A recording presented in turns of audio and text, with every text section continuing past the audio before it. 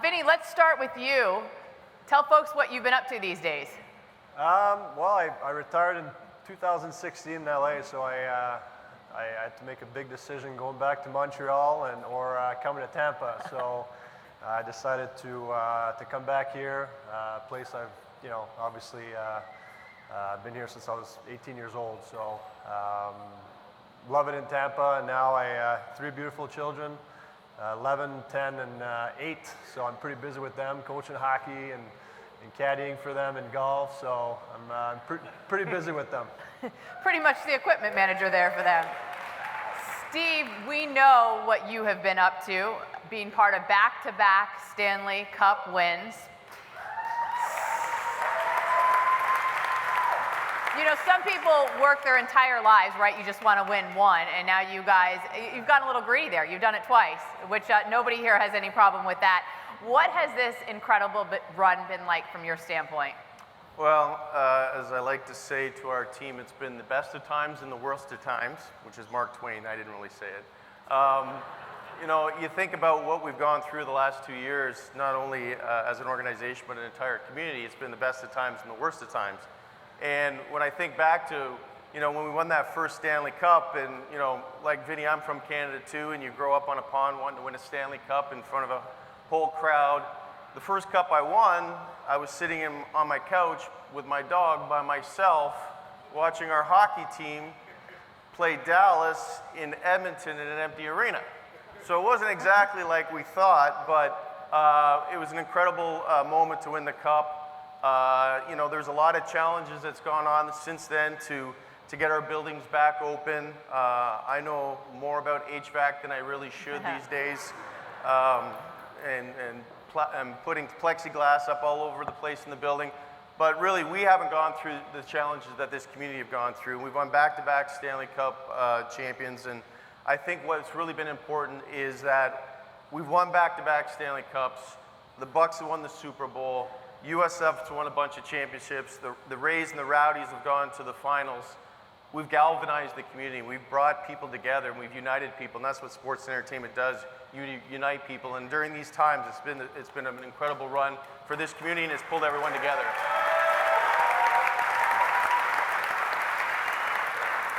And can I just say, to your point, when we watched you guys have to celebrate in an empty arena, it was really nice to watch everyone get to do it again and celebrate the right way and the way that we all wanted you to be able to celebrate. So we were so excited for that. Vinny, you guys got it all started back in 2004 with the Lightning's first cup. What are some of your favorite memories from that time? We were kind of in a different, I want to say different mode, because I feel like since Mr. Vinnick, the team's been unbelievable. So for us, it was kind of very different. We were very, very bad my first couple years. It was tough, so we kind of built from scratch, I guess, and you know, acquired a few guys, and we got a good little bunch of veteran guys to come and help us out, guys like me and Brad Richards. So I'd say my favorite memories are just that whole, you know, struggle at first, but then like starting to feel that you're getting better every year.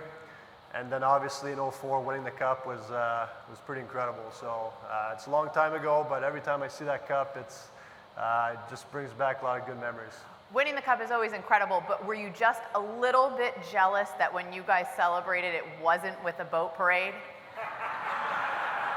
You should have seen our parade. It was about 37 minutes. It went around downtown, came right back in the parking lot. So I was happy for those guys, but yeah, definitely a little jealous. We've definitely upped the celebration factor here in Tampa, at least over the last 365 days. Steve, Mr. Vinnick recently extended the Community Hero Program by another 5 years, $10 million. He's already contributed $23 million to local charities throughout the program. Why do you think it's been so important for Mr. Vinnick and this team to give back in the way in which it has? Well, I think, you know, when Jeff first got here, it was about becoming a world-class organization and always doing the right thing. And I think for us, the support we get from this community, he knows that it's important for us as an organization, as the caretakers of this team, which is really the community's team, is to continue to give back. And so, last night was our 469th community hero. And, we're at $24.5 million already. The community hero is not just the only thing that Jeff's really invested in. When we first got here and partnered with Hillsborough County to put $100 million into the building to build, reinvent the best building in hockey, that was just a start. And then you think about all the great things that Jeff has done with Water Street Tampa and a $3.5 billion development. You talk about the $20 million he's put into the tech community already, what he does for USF with the USF sports management program. He's always investing in this community. He loves this community, and I don't think we could have a better ambassador and a better leader for this community than Jeff Vincent.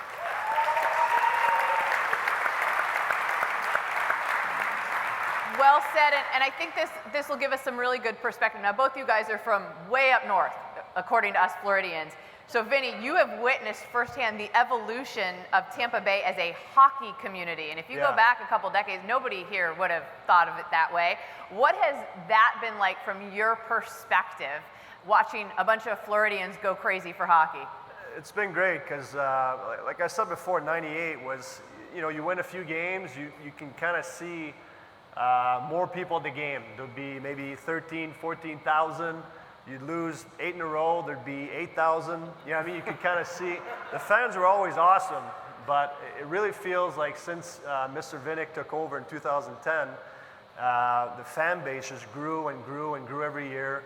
And of course it helps when you win, you have a good product on the ice, but the fan base right now is it's incredible. And again, I'm just from seeing it from the first year I got here to now, it's been unbelievable. And folks, this Lightning team is not slowing down. John Cooper couldn't be here tonight, but his team, Cooper and company, they are atop of the NHL standings right now.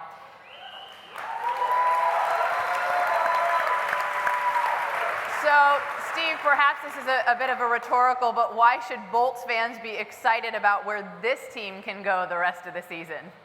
Well, I think you just have to look last night. Cooch came back. I think, there's so much depth on this team. Even when Cooch is out and Point was out, you can see the depth here. And as I said to Jay and Ian when I was on the radio is, and Julian says this too, you just got to get into the playoffs. And so, we are in first place. We just need to get into the playoffs. And then once you're in the playoffs, anything can happen. And, you got to have a lot of luck. You got to have little injuries. You got to play some good matchups. And you got to have one hot goaltender, and we usually do. So. Steve and Vinny, just for you guys, we made it feel like an ice rink in here tonight because we wanted to make sure that you guys were comfortable. Everyone give them a round of applause. Thank you, guys.